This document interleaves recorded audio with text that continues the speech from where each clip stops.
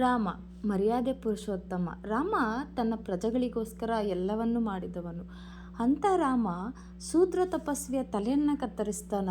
ಅವನು ರಾಮನು ಕೂಡ ಜಾತಿ ನಿಂದನೆಯನ್ನು ಮಾಡ್ತಾ ಇದ್ನ. ತ್ರೇತಾಯುಗದಲ್ಲೂ ಕೂಡ ಈ ಥರ ಒಂದು ವ್ಯವಸ್ಥೆ ಇತ್ತ, ಜಾತಿ ನಿಂದನೆ ವ್ಯವಸ್ಥೆ ಇತ್ತ. ಬ್ರಾಹ್ಮಣರಷ್ಟೇ ತಪಸ್ಸು ಮಾಡಬೇಕಾಗಿತ್ತ.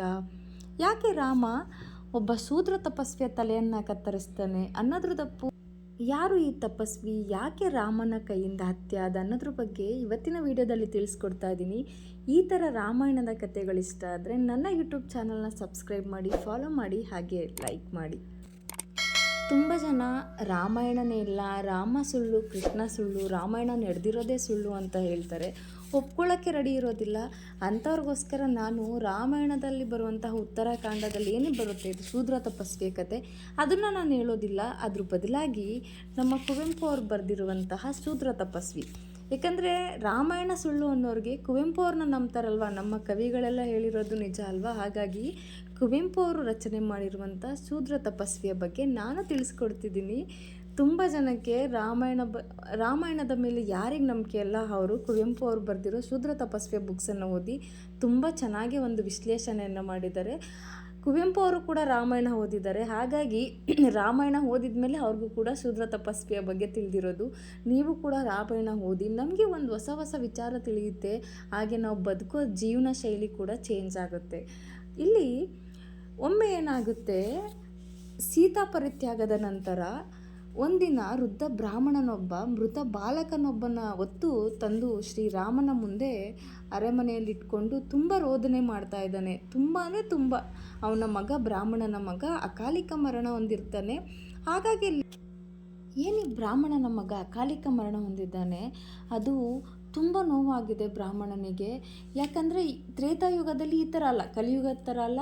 ಅವಾಗೆಲ್ಲ ಜನ 500-600 ವರ್ಷ ಬದುಕ್ತಾ ಇದ್ರು, ಬರೀ 100 ವರ್ಷ ಅಂತಲ್ಲ. ಈಗ ಕಲಿಯುಗದಲ್ಲಿ 10-20 ವರ್ಷ ಬದುಕದೇ ಕಷ್ಟ, ಏನಾಗುತ್ತೋ ಗೊತ್ತಿರೋದಿಲ್ಲ. ಹಾಗಾಗಿ ಇಲ್ಲಿ ರಾಮನ ಮುಂದೆ ಬಂದು ತನ್ನ ಮಗನ ಮೃತದೇಹವನ್ನಿಟ್ಟು ರಾಮನನ್ನು ದ್ವೇಷಿಸ್ತಾ ಇದ್ದಾನೆ. ಇದಕ್ಕೆಲ್ಲ ದೊರೆ ನಿಮ್ಮ ಒಂದು ದೋಷವೇ ಕಾರಣ ಆಗಿದೆ. ಹಾಗಾಗಿ ನನ್ನ ಮಗ ಅಕಾಲಿಕ ಮೃತ್ಯುವನ್ನು ಹೊಂದಿದ್ದಾನೆ ಅಂತ ಹೇಳಿ ರಾಮನಿಗೆ ಒಂದು ದೋಷವನ್ನು ಹೇಳ್ತಾ ಇದ್ದಾನೆ. ನಿಮ್ಮ ದೋಷದಿಂದ ಆಗಿರೋದು ಅಂತ.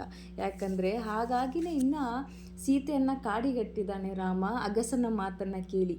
ಅದಾದಮೇಲೆ ಮತ್ತೆ ಈ ಥರ ಒಂದು ಸನ್ನಿವೇಶ ಬಂದಿದೆ ಅಯೋಧ್ಯೆಯಲ್ಲಿ. ಎಷ್ಟು ಬ್ರಾಹ್ಮಣ ಒಂದು ದುಃಖ ತಪ್ತನಾಗಿದ್ದಾನೆ ಅಂದರೆ ಅಷ್ಟು.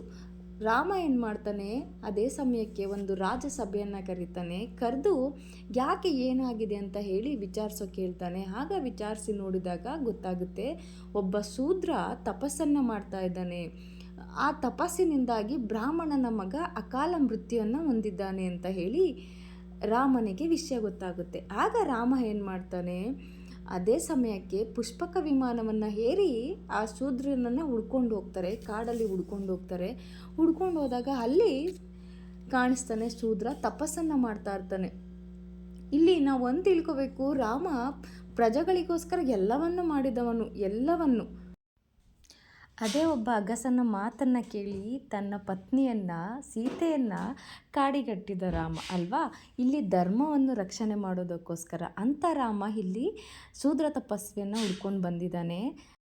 ಹುಡ್ಕೊಂಡು ಬಂದು ಇಲ್ಲಿ ಕಾಡಲ್ಲಿ ಶೂದ್ರ ತಪಸ್ವಿ ತಪಸ್ಸನ್ನು ಮಾಡ್ತಾ ಇದ್ದಾನೆ. ಅದನ್ನು ನೋಡಿ ರಾಮ ಸ್ವಲ್ಪ ಹೊತ್ತು ನಿಂತ್ಕೊಂಡು ಏನು ಮಾಡ್ತಾನೆ, ಯೋಚನೆಯನ್ನು ಮಾಡ್ತಾನೆ. ಇಲ್ಲಿ ಯಾಕೆ ಶೂದ್ರ ತಪಸ್ವಿ, ಈ ಶೂದ್ರ ತಪಸ್ವಿಯ ಹೆಸರು ಶಂಭೂಕ ತಪಸ್ಸನ್ನು ಮಾಡ್ತಾ ಇರ್ತಾನೆ. ಯಾಕೆ ಶೂದ್ರ ತಪಸ್ವಿ ತಪಸ್ಸನ್ನು ಮಾಡ್ತಾ ಇದ್ದಾನೆ, ಶಂಭೂಕ ಯಾಕೆ ತಪಸ್ಸನ್ನು ಮಾಡ್ತಾ ಇದ್ದಾನೆ ಅಂತ ಅವ್ರು ಯೋಚನೆ ಮಾಡ್ತಾ ನಿಂತ್ಕೊಂಡು, ಆಗ ಇಲ್ಲಿ ಶಂಭೂಕನನ್ನು ಕೇಳ್ತಾ ಇದ್ದಾರೆ, ನೀನು ಯಾವ ವರ್ಣದವನು, ಯಾವ ವರ್ಣದಲ್ಲಿ ಸಂಭವಿಸಿದವನು, ಸತ್ಯ ಹೇಳು ಅಂತ ಶ್ರೀರಾಮ ಕೇಳ್ತಿದ್ದಾನೆ.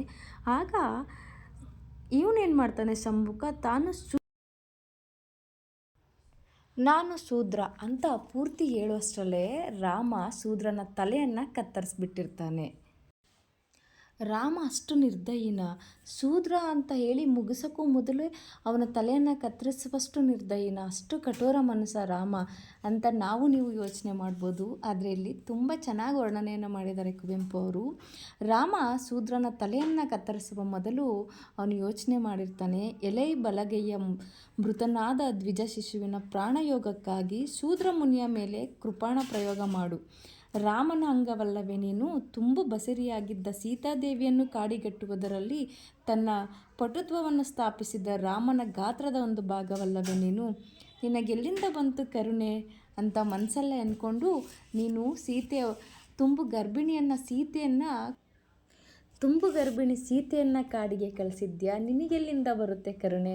ರಾಮನ ಒಂದು ಅಂಗ ಅಲ್ವಾ ನೀನು.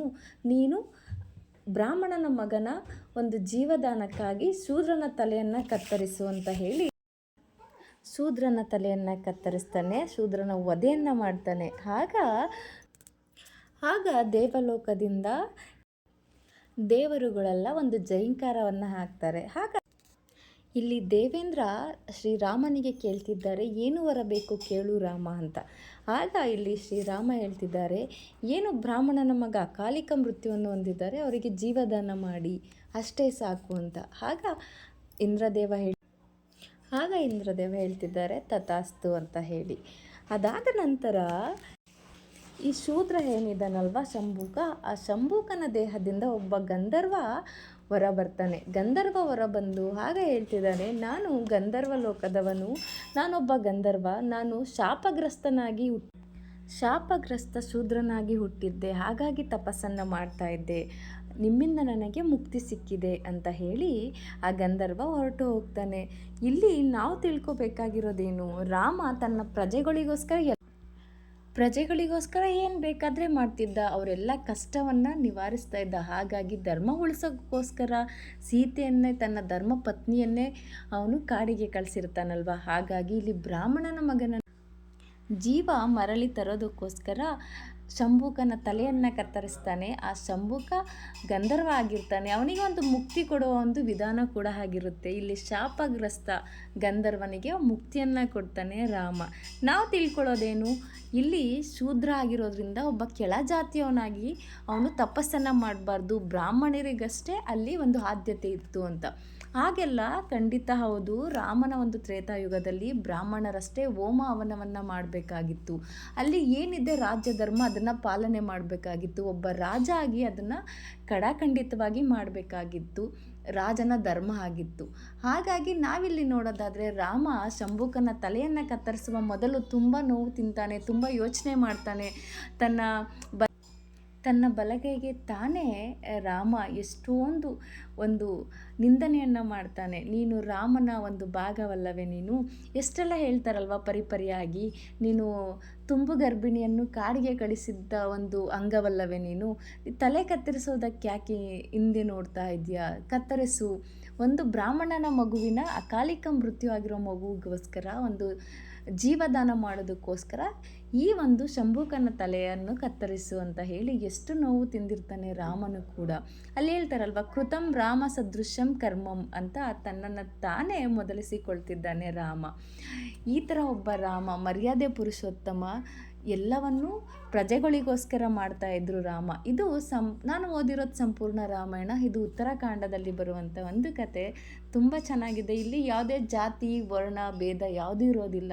ಪ್ರಜೆಗಳ ಕಷ್ಟವನ್ನು ನಿವಾರಿಸುವಂಥವನು ಶ್ರೀರಾಮ ಆಗಿರ್ತಾನೆ. ಹಾಗಾಗಿ ಇಲ್ಲಿ ಶಂಭೂಕನು ಕೂಡ ಒಂದು ಶಾಪಗ್ರಸ್ತ ಆಗಿ ಜನಿಸಿರೋದ್ರಿಂದ ಅವನಿಗೆ ಮುಕ್ತಿಯನ್ನು ಕೊಡ್ತಾನೆ ನನ್ನ ಶ್ರೀರಾಮ. ಈ ಥರದ ರಾಮಾಯಣ ಕಥೆಗಳು ಇಷ್ಟ ಆದರೆ ನನ್ನ ಯೂಟ್ಯೂಬ್ ಚಾನಲ್ನ ಸಬ್ಸ್ಕ್ರೈಬ್ ಮಾಡಿ, ಫಾಲೋ ಮಾಡಿ, ಲೈಕ್ ಮಾಡಿ. ಜೈ ಶ್ರೀರಾಮ್.